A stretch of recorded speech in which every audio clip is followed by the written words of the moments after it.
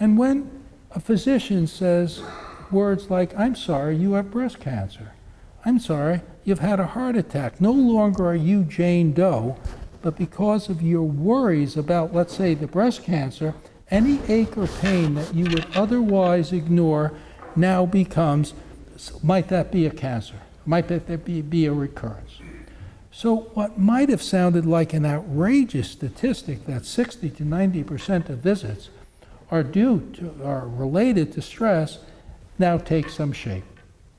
Now, my background is that of a cardiologist.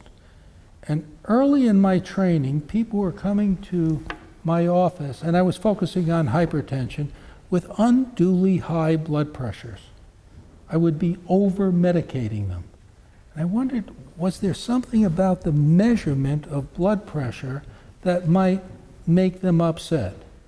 This was before so-called white coat hypertension, that is, high blood pressure coming from the presence of the white coat of the physician or the nurse would elevate the blood pressure. So I returned to Harvard Medical School, from which I had recently graduated, to see whether or not we couldn't set up an animal model for stress-induced high blood pressure. We were successful. Yes? Could you hear me in the back? What an honor it is to be here.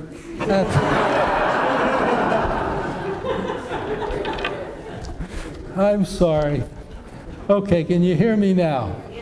Please, in the back, if you can't hear me, just move forward. No, just indicate that. Okay. So we were using the approaches of B.F. Skinner, operant conditioning. We were rewarding the monkeys for high blood pressure, and soon these monkeys we were studying were able to go on and learn to create high blood pressure in themselves. And if we kept reinforcing that, soon they'd go on and pass away from a stroke. Well, some young people heard of that work, came to me. This was back in... Okay. Okay. Now I've got how many microphones? Okay, now we'll take this one from you. All right. And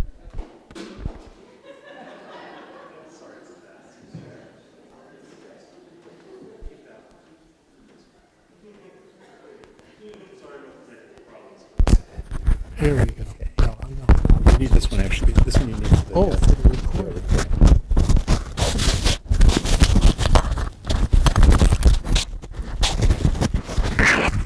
That worked better. Sorry about that.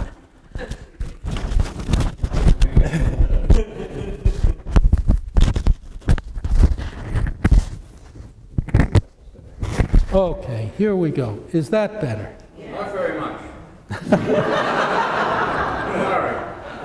There's an audiologist who could get you a hearing aid. Is that better? Okay, fair enough. So these people came to me and said, why are you fooling around with monkeys? Can you hear me? Not very well. It was better before.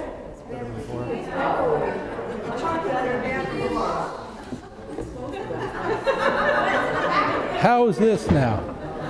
Not at all. You want the other one? Why don't you use the mic stand? Can't try that one. Okay?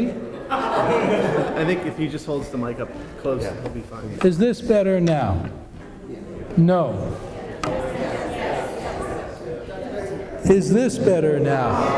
Okay, this is what we will use. The problem with this is echo. Echoes. That's fine. What is stress? Now, my heart rate is not beating rapidly. My respiration is not up. My blood pressure is not up, because this has happened many, many times in my career. But this is a stressful event. When you go through something like this, you evoke what's called the fight or flight response, which liberates adrenaline, noradrenaline in your bloodstreams, preparing you for running or for fighting, and hence all the symptoms. Because we characteristically don't run, we don't fight, I didn't beat up on anyone here, nor did I run down the aisle, but still I was having a fight or flight response. Well, we trained the monkeys to constantly evoke the fight or flight response, having to do certain tasks, and rewarding them for their higher blood pressure, and they went on to develop their high blood pressure. Now, young people came to me and said, "Why are you studying monkeys? You should study us. We practice transcendental meditation." This was 1977, 78. It was the Harvard Medical School, and stress was not even on the horizon. People were telling me, to study stress, you'll do away with a promising career. So I said no to these people, because if stress was far out, you could only imagine what meditation would be. They wouldn't give up. They kept coming back day after day, insisting on being studied. These were days before the so-called human studies committees, where we need committees, rightfully, to judge the safety and the importance of the work. So I didn't have to go through that committee, but still I was cautious. We studied the people only in the evening, so people wouldn't see us. We brought them in through side doors, what's called Building C of the medical school. And we instrumented them with intravenous catheters, with intra-arterial catheters, with masks so we could collect their outbreath and measure their metabolism, count their belts around their chest so we could measure their rate of breathing, electrodes on their chest so we could measure their electrocardiograms, electrodes on their scalp so we could measure their brain waves, the electroencephalograms. We had them sit for an entire hour getting used to this instrumentation on them and in them, and then divided the experiment into 3 periods, all of equal length. In all, they sat quietly, without movement, with their eyes closed. First period, they thought regular thoughts. Second period, they thought meditational thoughts. Third period, they thought regular thoughts again. There were dramatic physiologic changes just by changing the content of their thinking. The hallmark of the state was and still is a decreased metabolism, decreased oxygen consumption of 17% from rest. Remarkable. And their breathing rate slowed 25%. Their heart rates remained low and stable. Their blood pressures were low and stable. Their brain waves showed much slower brain waves, so-called theta waves. And there were other metabolic changes. Now, these were the physiologic changes that are the counterpart of the fight or flight response. And in one of those wonderful historical accidents, the very room at Harvard Medical School in which I was doing those studies was the room in which 60 years before Walter Buchanan had described the fight or flight response. So I said, this is opposite to that. And what is possibly going on here? What else, we asked, could lower metabolism from rest?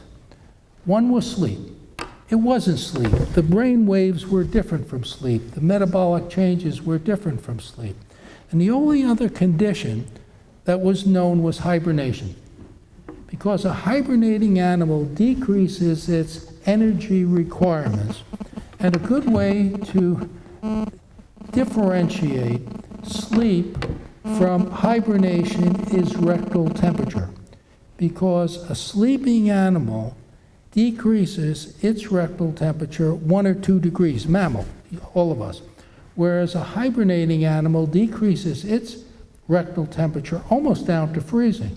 How many of you think bears hibernate? Could I have a show of hands? Bears hibernate? Yeah, most of them don't. They do not. Bears do not hibernate. And I bring that up not to trick you, but out of my admiration for 2 intrepid physiologists who, armed only with rectal thermometers, entered caves of bears to see whether they were sleeping or hibernating. And their last subject they awoke, which angrily chased them from the cave. They escaped just with a crack, with a scratch on their shoulder, but they felt their debt to science was paid, and they reported their results in the medical literature. When one of my first talks on this at the Centers for Communicable Disease in Atlanta, the head of the United States Public Health Service, Information Service, came to me and said, "Herb, you left out one of the best parts. These were two brothers. I knew them." I said, "How's that?"